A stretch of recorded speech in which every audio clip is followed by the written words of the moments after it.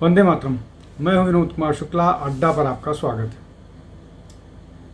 दिसंबर 2025 में सोनम वांगचुक को पुलिस ने गिरफ्तार किया था।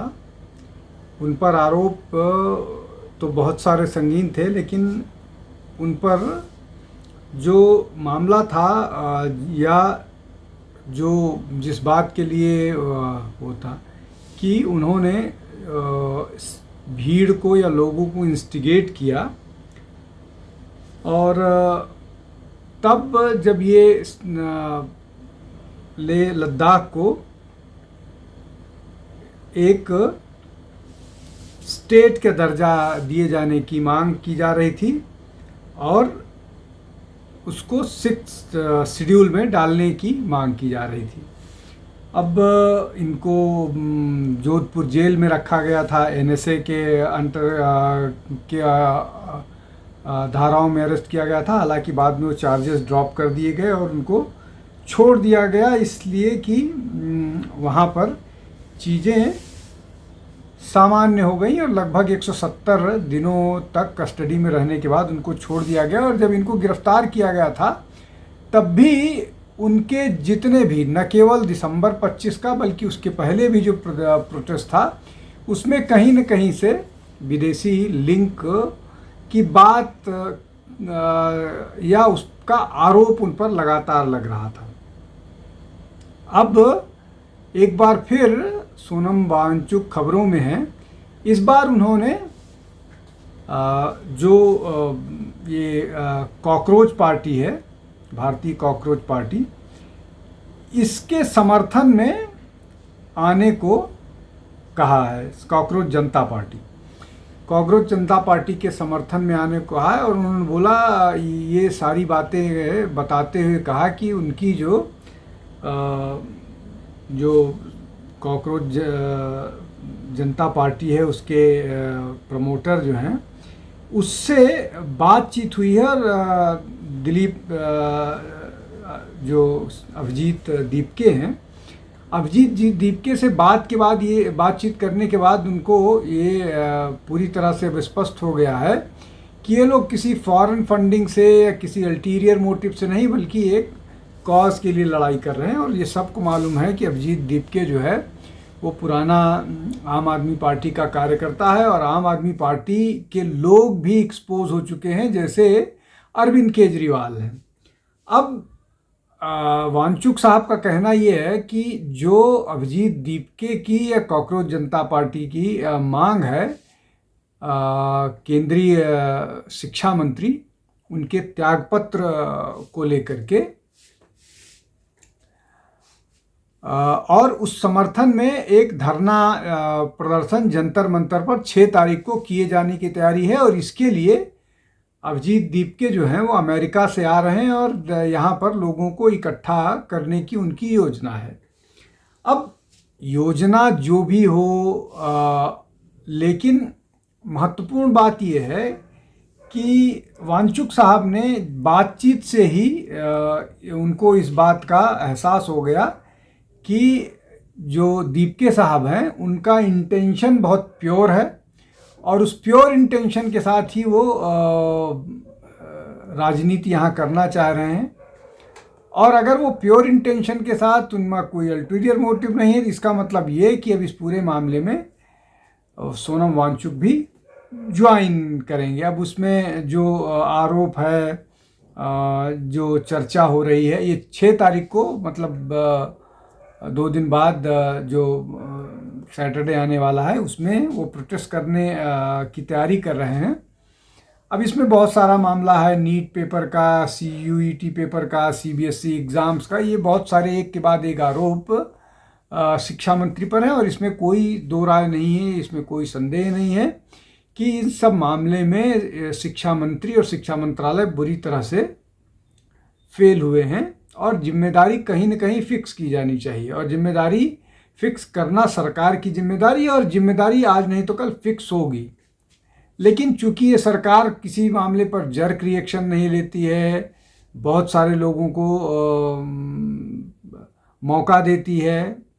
अब अगर इसकी बात करें तो एनटीए का जो पूरा नेशनल टेस्टिंग एजेंसी है, उसका जो पूरा उसकी पूरी रीस्ट्रक्चरिंग हुई है। उसमें 4 नए लोग, 2 जॉइंट सेक्रेटरी और 2 जॉइंट डायरेक्टर लेवल के अधिकारियों को अपॉइंट किया गया है।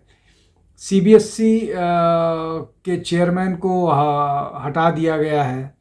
उसके बाद सीबीएसई के सेक्रेटरी को भी हटा दिया गया है। 2 के दोनों जगह पर नए ऑफिसर्स को लाए गए हैं।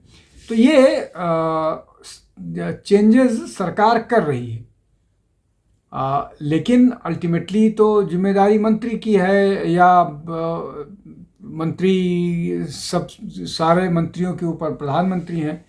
तो पॉलिटिकल राजनीतिक तौर पर आप प्रधानमंत्री के त्याग पत्र की मांग कर सकते हैं।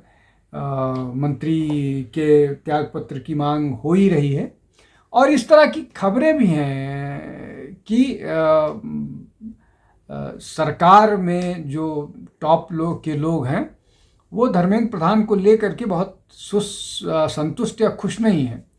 अब आगे क्या होगा ये शायद किसी के लिए प्रेडिक्ट करना मुश्किल होगा, लेकिन मैं आज जल्दी से इस मामले पर अपनी बात पूरी करता हूँ कि अब सोनम वांगचुक ने अभिजीत दीपके से बात करके ये लगभग डिसाइड कर लिया कि वो लोग एक ऑनेस्ट इंटेंशन के साथ ये काम कर रहे हैं। तो इस मामले में सोनम वांगचुक ज्वाइन कर सकते हैं। लेकिन क्या इस पूरे मुहिम में या ये दीपके के पीछे वो वही एलिमेंट्स हैं जो एलिमेंट्स अरविंद केजरीवाल के साथ काम करते थे और वो डिस्टेबलाइज करना चाहते हैं भारत में? उसमें बहुत सारे हैं। अमेरिकन डीप स्टेट्स हैं, यूरोपियन डीप स्टेट्स हैं, सीधे तौर पर चाइना डिस्टेबिलिटी भारत में चाहता है। उसके लिए वो जो न्यूज़ वेबसाइट्स हैं वो किस तरह से काम करती रही हैं। भारत में एक बड़ा वर्ग है जो ये सब करता रहा है और कर रहा है।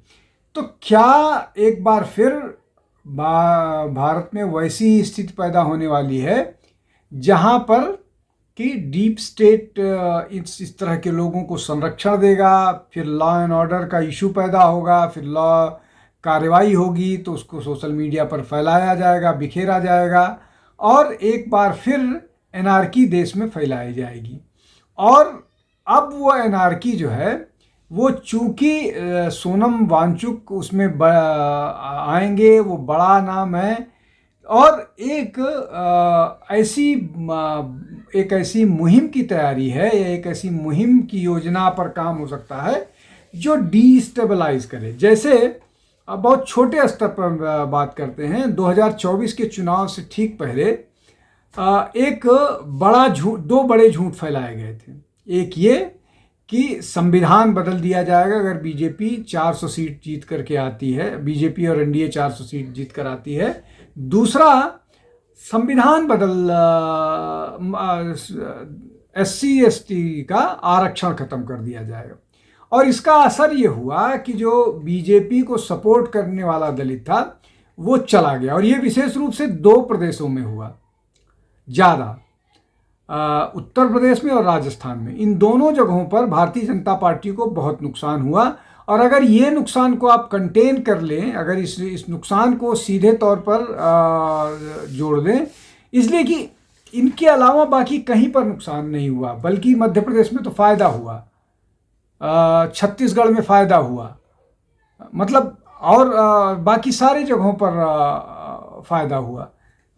एक थोड़ा सा नुकसान पश्चिम बंगाल में हुआ। तो अगर आप उत्तर प्रदेश और राजस्थान की सीटों को ही सिर्फ जोड़ लीजिए तो कुल मिलाकर के ऐसी स्थिति नहीं बनती थी जहां पर बीजेपी हारे। लेकिन वो कन्फ्यूज़न फैलाया गया, वो झूठ फैलाया गया और उसमें जो बाहर बैठे सोशल मीडिया हैंडलर्स हैं उनकी बड़ी भूमिका होती है। तो क्या उसी की तैयारी है?